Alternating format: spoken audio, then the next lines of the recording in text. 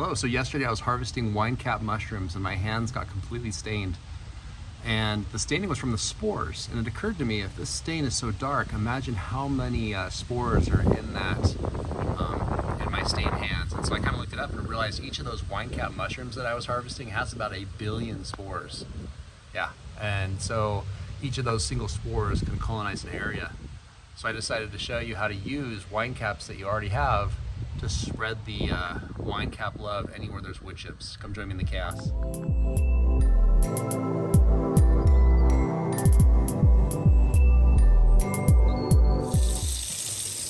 Take a bag, fill up with tap water.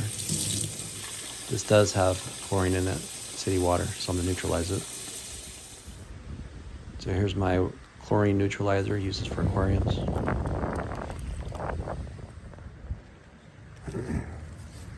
Alright, so I have all these wine caps over here. And there was a mulch bed over here, believe it or not. And about,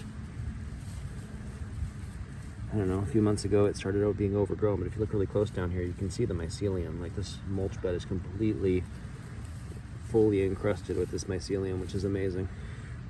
And as you can see here, the wine caps. You can see the spores, like these dark brown spores. You can see them all over the stem here, which means the spores are dropping. So I'm going to show you how to make a spore slurry. So you just take these tops. And the bottoms you can actually pull up and there'll be a big clump of mycelium on the bottom. You can stick those in a new mulch bed. But this right here is completely full of spores. So I'm going to put these in this bag with water that I just dechlorinated.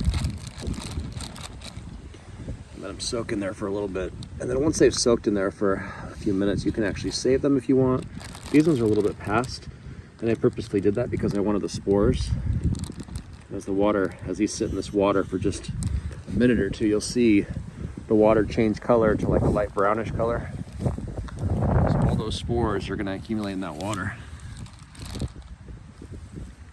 Another thing you can do is you can actually just break these into little pieces and just scatter them in mulch. Or while it's raining, it's the best way to do this. Do this while it's raining, and then you'll just drop spores everywhere. I mean, you'll probably drop spores everywhere no matter what you do. Each of these mushrooms, look at all that. So that dark brown color, that's hundreds of millions, maybe even billions of spores. Some of these larger wine caps are estimated to have somewhere around 1 billion spores, which is just mind-blowing, because that's theoretically, like, my hands are completely covered. These spores are nanoscopic, very, very tiny. All right, that's probably plenty. Just leave one, just for fun. My contribution to this area, Independence, Missouri. So these spores, billions of spores, are going to be scattering all over this place. I haven't seen any wild wine caps around, so that'll be nice to just spread the love. But man, look how dark this water's already getting. It's like a what's the word, a tea, except all of that pigment is coming from spores. So a few drops of this water, you can imagine, I'm going to transfer it off, but a few drops of this water, and I mean, one drop of water even would probably have millions of spores. So you can just drip some of this water in all of your mulch beds, and, you know, if you're lucky, at least one of those billion spores will start a new mycelium winecap factory.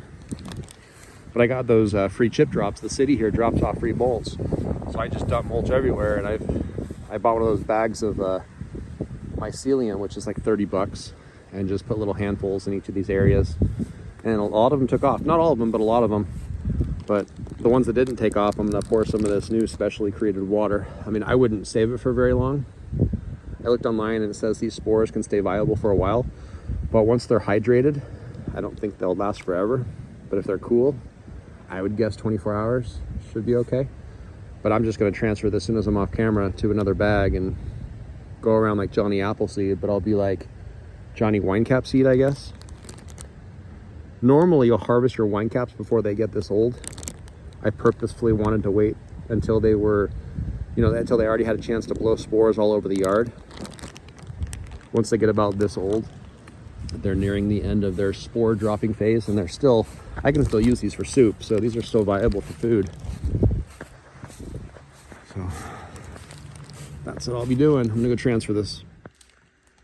All right, just after sitting here long enough for me to get in the house, you can see how dark this water already is. That's all spores. I'm gonna transfer it down. I'm gonna do it off camera. All right, transferred the water.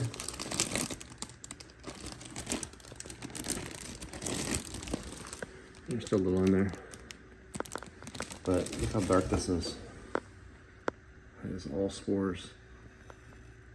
So I would estimate, what do I have in there? 1, 2, 3, 4, 5, 6, 7, 8 giant wine caps. So around 8 billion spores.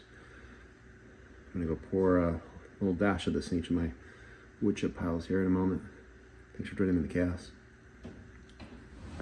All right, I wanted to take this spore mix outside just so you can see how dark it is.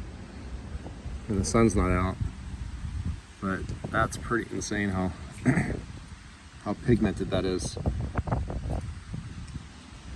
What are you guys doing? And dogs are freaking out because they think I have food for them. You didn't want this, weirdos. But yeah, I have mulch beds everywhere, so I'm gonna go around inoculating these, like, what did I say, Johnny Winecap spore or something. So anywhere I have wood chips, I'm just going to be like sprinkling a little bit of this spore water.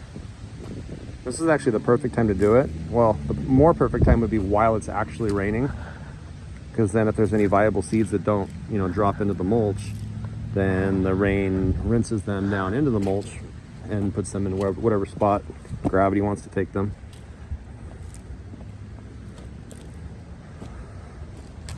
So if you know a friend who has wine caps, take a wine cap. I suppose the companies that sell the stuff probably don't want you to do this. Oh wow, check this out. More wine caps coming up over here. There's a piece of wine, looks like my dogs were nibbling. Stinkers. So I guess I probably don't have to inoculate in this area. It's kind of fun. Oh, there's another one right here. Little surprises popping up everywhere.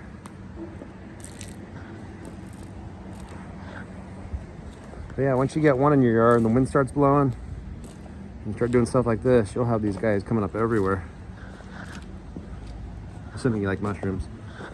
It's also really good because it breaks down your mulch really fast. Like if you like really high quality dark compost, like look how dark this soil is.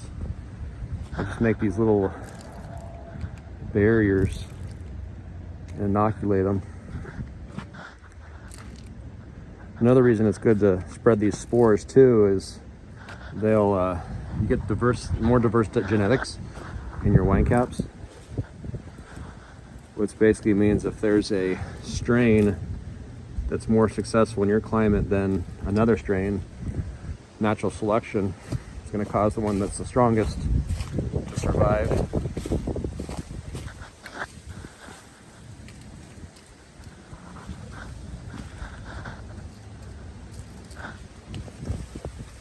But yeah, that's the basic idea. I'm not going to make you watch me do the entire yard, but thanks for joining me in the cast.